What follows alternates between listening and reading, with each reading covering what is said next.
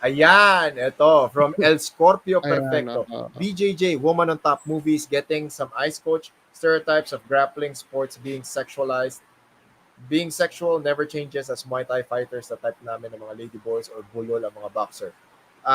We'll dissect natin to. In as much as gusto natin ng mainstream recognition for jiu-jitsu or BJJ, merong production house dito sa Metro Manila, dito sa Pilipinas, that did a, pwede ba natin siyang i-consider as soft porn, JC? So merong Yes, production I think company so, gumawa yes. ng BJJ movie. Mhm. Ang problema kasi, they looked at they hypersexualized BJJ. Kakalat yan. Maliit lang ang jiu-jitsu. Lumalaki pa lang ang jiu-jitsu community, both local and international. So isipin mo si Kit Dale, si BJJ Eastern Europe. BJJ Umabot Eastern dun. Europe. Umabot dun yung poster. A lot of my friends from Southeast Asia and the Asian region nag-send ng poster. Sabi niya, what are you guys thinking about this? Tapos sinend yung poster. And I go like, ako natatawa na lang ako eh. Diba? Natatawa na lang ako. Doon mo rin makikita yung disposition ng jiu-jitsu community. We're very chill. Kung hindi siya ganun kaseryoso, we'll just laugh about it. Ano siya eh, okay, di ba? We're finally broken, di ba? We're finally in the mainstream. Di ba? We're finally in the mainstream, di ba? Ang sama nga lang, pero mainstream na tayo.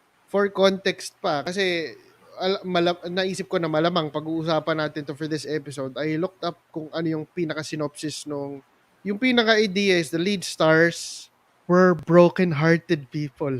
Went to the gym, looked for someone to a shoulder to cry on, tapos naging sila, and then the rest is history. Diba? Jowa-jitsu story. Jowa-jitsu na jowa-jitsu My goodness. Diba? Jowa-jitsu na jowa-jitsu yung nangyari. Diba?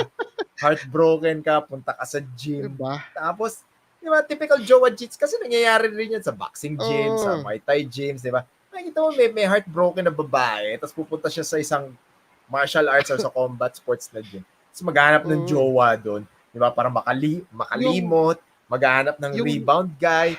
Tapos, ang tinarget niya pa, yung instructor. Anak ng weteng naman, di ba?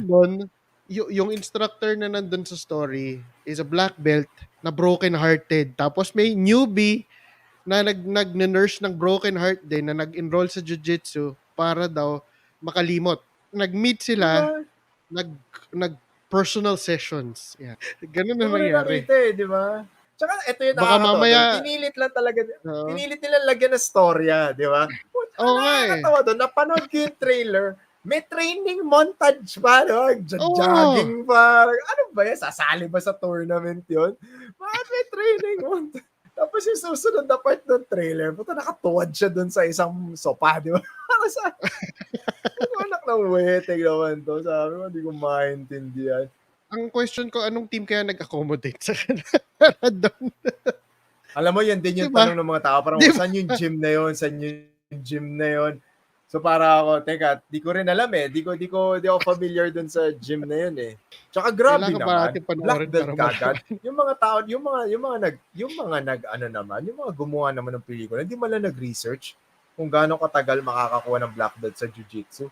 Pinasuot. Ako yun lang yung medyo may qualm ako ng konti. Parang, sana man lang blue belt, purple belt, di ba? Kasi black belt kagad, di ba? So parang ang research part lang doon is, ano yung pinaka-sexualized na martial arts? Di ba? Ano yung martial arts na pwede nating i-sexualize? Kasi hindi pwede yung boxing kasi suntukan, Muay Thai, ganun din. Wrestling naman, hindi nagigets ng tao yun. Aba, ito BJJ. And it doesn't help that BJJ has BJ in it, okay?